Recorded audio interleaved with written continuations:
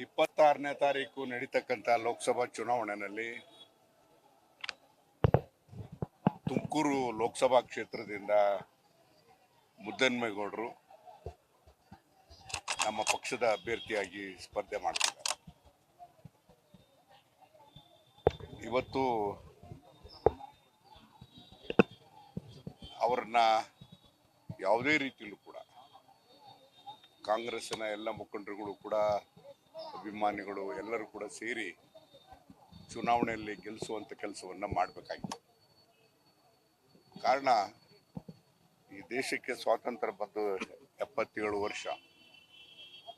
77 ವರ್ಷದಲ್ಲಿ ಈಗ ನಡೀತಾ ಇರ್ತಕ್ಕಂಥ ಈ ಚುನಾವಣೆ ಸಂದರ್ಭದಲ್ಲಿ ನಡೀತಕ್ಕಂಥ ವಿದ್ಯಮಾನಗಳನ್ನು ನೋಡಿದಾಗ ಎಲ್ಲೋ ಒಂದು ಕಡೆಗೆ ದೇಶದ ಸ್ಥಿತಿಗತಿಗಳು ಒಂದು ಕವಲುದಾರಿಯಲ್ಲಿ ಹೋಗ್ತಾ ಇದೆ. ಪ್ರಜಾಪ್ರಭುತ್ವದ ಉಳುವು ಅಳಿವಿನ ಪ್ರಶ್ನೆ ಬರ್ತಾ ಇದೆ.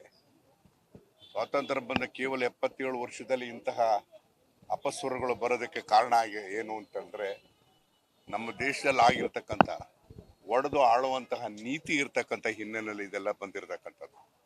ಆದ್ರಿಂದ ಈ ದೇಶದ ಸಮಗ್ರತೆಯನ್ನ ದೃಷ್ಟಿಯಿಂದ ಪ್ರಜಾಪ್ರಭುತ್ವವನ್ನ ಮತ್ತು ಸಂವಿಧಾನವನ್ನು ಉಳಿಸಬೇಕಾದಾಗ ಯಾವ ಪಕ್ಷ ಈ ದೇಶಕ್ಕೆ ಸ್ಥಿರವಾಗಿರ್ತಕ್ಕಂಥ ಸಂವಿಧಾನ ಬದ್ಧವಾಗಿರ್ತಕ್ಕಂಥ ಆಡಳಿತ ಕೊಡ್ಬೋದು ಅಂತಕ್ಕಂಥದ್ದು ದೃಷ್ಟಿಯಿಂದ ಕಾಂಗ್ರೆಸ್ ಪಕ್ಷವನ್ನ ಗೆಲ್ಲಿಸಬೇಕು ಅಂತೇಳಿ ನಮಗೆ ಮನವಿ ಮಾಡ್ತಕ್ಕಂಥದ್ದು ಬಹಳ ಮುಖ್ಯವಾಗಿರ್ತಕ್ಕಂಥ ವಿಚಾರ ಆಗಿದೆ.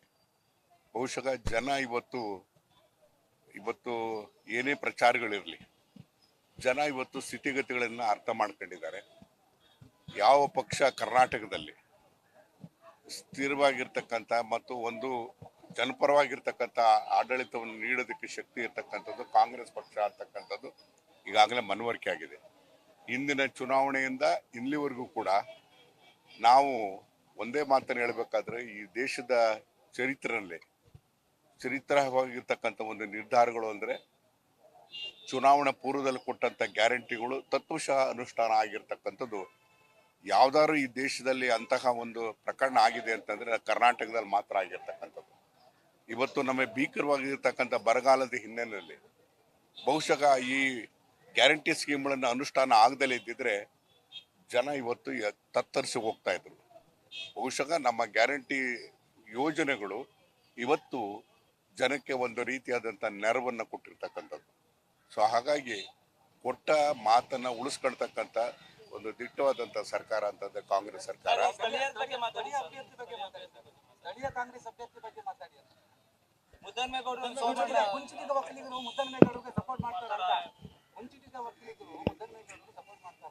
ಈಗ ನಾನು ಯಾಕೆ ಇಲ್ಲಿ ಬಂದಿದ್ದೀನಿ ನೋಡಿ,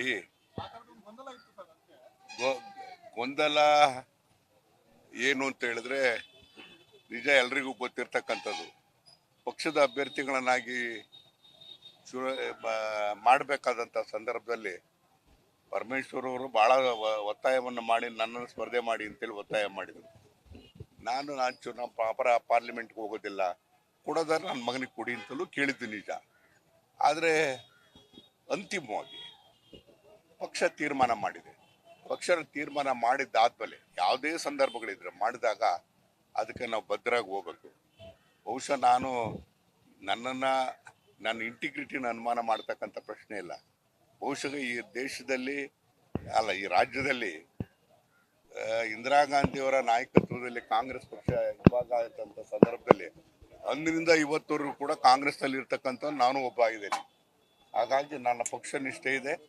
ಯಾವುದೇ ರೀತಿಯಲ್ಲೂ ಕೂಡ ರಾಜ್ಯದ ಅಭಿವೃದ್ಧಿಯ ದೃಷ್ಟಿಯಿಂದ ಇವತ್ತು ಮುದ್ದನ್ಮೇಗೌಡರನ್ನ ಗೆಲ್ಲಿಸಲೇಬೇಕಾಗಿರ್ತಕ್ಕಂಥದ್ದೇ. ಇಲ್ಲ, ಮುಂಚೆ ಅದೆಲ್ಲ ಚರ್ಚೆ ಆಗಿತ್ತು. ಅದರಲ್ಲಿ ಏನು ಚರ್ಚೆ ಆಗಿತ್ತು, ಅನುಮಾನ ಇಲ್ಲ, ಅದು ಚರ್ಚೆ ಆಗಿತ್ತು. ಆಮೇಲೆ ತದನಂತರ ಅಲ್ಲಲ್ಲ, ಇದು ಏನೇ ಇದ್ರೂ ಸಹಿತ ಅವಕಾಶಗಳು ಮುಂದೆ ಇರ್ತದೆ. ಪಕ್ಷದಲ್ಲಿ ಇದೆಲ್ಲ ಅದೇನೇ ಇದ್ರೂ ಸಹಿತ ಅದೆಲ್ಲದೂ ಸರಿಪಡಿಸೋದಕ್ಕೆ ಅವಕಾಶ ಇದೆ. ಮುಂದೆ ಅದನ್ನು ಸರಿಪಡಿಸುವಂತ ಕೆಲಸ ಆಗ್ತದೆ. ನ್ಯೂಸ್ ಫಸ್ಟ್ ನಿರ್ಭೀತಿಯಿಂದ ನಿಮ್ಮ ಪರವಾಗಿ.